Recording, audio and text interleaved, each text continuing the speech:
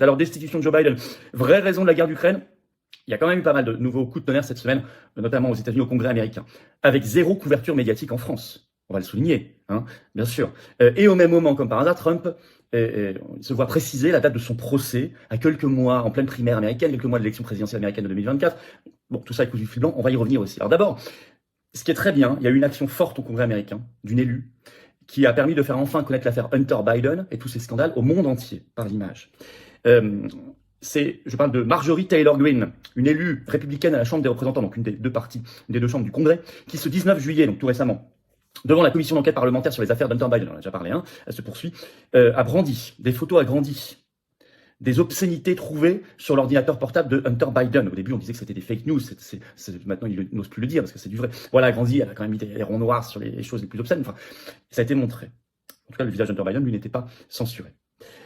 C'est au moment où cette élue faisait son boulot en commission d'enquête, elle interrogeait deux lanceurs d'alerte de l'administration fédérale fiscale américaine, l'IRS, qui sont Joseph Ziegler et Gary Shapley, qui affirment, je cite un article du Washington Post du 19 juillet, qui affirme que l'enquête fédérale sur Hunter Biden était parfaitement imparfaite, alléguant que le ministère américain de la Justice a ralenti sciemment l'enquête.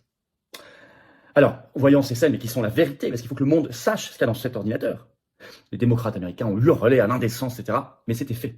Et ça a eu un effet de souffle, y compris en France, il y a eu beaucoup d'articles de couverture. Bon. Mais ça va plus loin. Rebondissement contre Joe Biden et procédure de destitution à venir, point d'interrogation. Confère article de Fox News du 20 juillet. Le titre, les appels républicains à destituer Biden se multiplient après la publication d'un document du FBI détaillant des allégations de corruption. Directement, pas simplement de son fils Hunter, mais de Joe Biden directement, quand il était vice-président d'Obama. Et ça implique l'Ukraine. Et des élus américains commencent à faire vraiment le lien sur les vraies raisons de cette guerre, on va y revenir. En effet, ce 20 juillet, le sénateur Chuck Grassley de l'Iowa a publié le formulaire du FBI, très officiel, hein, qui s'appelle FD 1023, qui est assez explosif. Je vous cite un extrait de l'article de Fox News qui en parle, écoutez bien.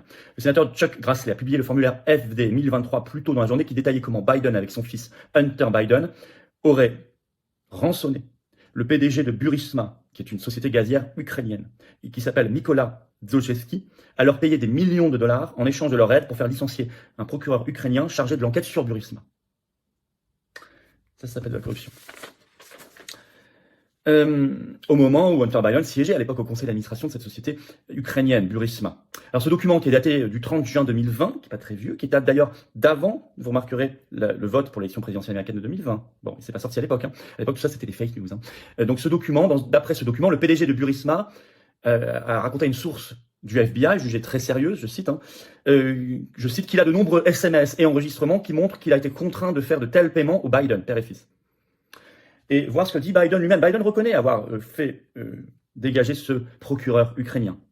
Je cite l'article. Hein. Biden a reconnu que lorsqu'il était vice-président, il a réussi à faire pression sur l'Ukraine pour qu'elle licencie le procureur Viktor Shokin. À l'époque, Shokin enquêtait sur Burisma. Et à l'époque, Hunter avait un rôle très lucratif au conseil d'administration, recevant des milliers de dollars par mois. Le vice-président de l'époque, donc Joe Biden, a menacé de retenir $1 milliard d'aide américaine critique si Shokin n'était pas licencié. Les alliés de Biden maintiennent que le vice-président de l'époque a fait pression pour le licenciement de Shokin en raison de préoccupations selon lesquelles le procureur ukrainien était impliqué dans la corruption et disent que son licenciement à l'époque était la position politique des États-Unis et de la communauté internationale. Vous jugerez de la crédibilité de cette défense, parce que ça voudrait dire que les États-Unis seraient prêts à aller au point de menacer de retirer $1 milliard d'aide juste parce qu'il y aurait un procureur ukrainien corrompu, alors qu'on a plein de corrompus, pas qu'en Ukraine. Moi, personnellement, je trouve pas ça très crédible. Ça me paraît très disproportionné. On sent qu'il y a autre chose, mais cette source du FBI, le PDG de Burisma, dit clairement qu'il y a autre chose, et il dit qu'il a des enregistrements et des textos. Bon. Espérons que ce soit pas Ursula qui a ces textos, parce qu'on n'arriverait pas à les voir. Je ferme la parenthèse. Alors, et réaction immédiate pour sa destitution, notamment l'élu républicain Jim Banks qui a tweeté, je cite, « La famille la plus corrompue à avoir jamais vécu à la Maison-Blanche, destitution ». Ou encore l'élu républicain Lauren Boebert, « Lisez et comprenez à quel point la corruption est profonde, destitution ». Et le lien avec la guerre d'Ukraine est fait. Confère cette élue républicaine, on va lire son tweet, je vais vous le citer. « Est-ce la raison pour laquelle Biden a impliqué l'Amérique dans la guerre en Ukraine ? Joe Biden est un criminel et compromis. Il nous mène dans la 3e guerre mondiale parce que Zelensky a des preuves d'autres crimes de Biden, a tweeté la représentante Marjorie Taylor Greene.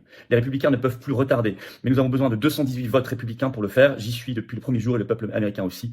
Destituer Biden. Fin de citation. Il y en a plein d'autres, hein. Il y a eu des dizaines d'appels le même jour, on voit que ça a pris énormément d'ampleur, il y a un effet boule de neige, je vous les cite pas tous. Comme par hasard, Donald Trump est jugé juste avant la présidentielle américaine et on le sait depuis cette semaine. Dépêche AFP du 21 juillet. Le titre, Donald Trump sera jugé en mai 2024, 8 mois avant l'élection présidentielle. Je cite toujours la dépêche, pour sa gestion de secret d'État. Vous savez, c'est des documents qu'ils avaient trouvés, notamment un document sur le président de la France, Macron, dans sa villa de Floride. Je cite toujours l'AFP, ce jugement interviendra en pleine primaire et 8 mois avant l'élection présidentielle, selon la décision d'une juge fédérale, Aileen Cannon. Je cite toujours, le procès devrait durer des semaines, voire des mois, et il est d'usage qu'un inculpé soit physiquement présent aux audiences aux États-Unis. Il a été inculpé en juin dernier pour cela. Donc vous avez compris la manœuvre, en pleine primaire, où il doit être élu en interne, puis à 8 mois, donc tout près de l'élection présidentielle américaine, on lui colle un procès où il va être mobilisé physiquement pendant des semaines, voire des mois. Donc une mauvaise image qu'on pourrait vouloir donner de lui, plus l'empêcher de faire campagne. C'est grossier. C'est comme ça. C'est l'oligarchie. Alors en conclusion, d'abord, je trouve dingue qu'on n'en parle pas du tout en France.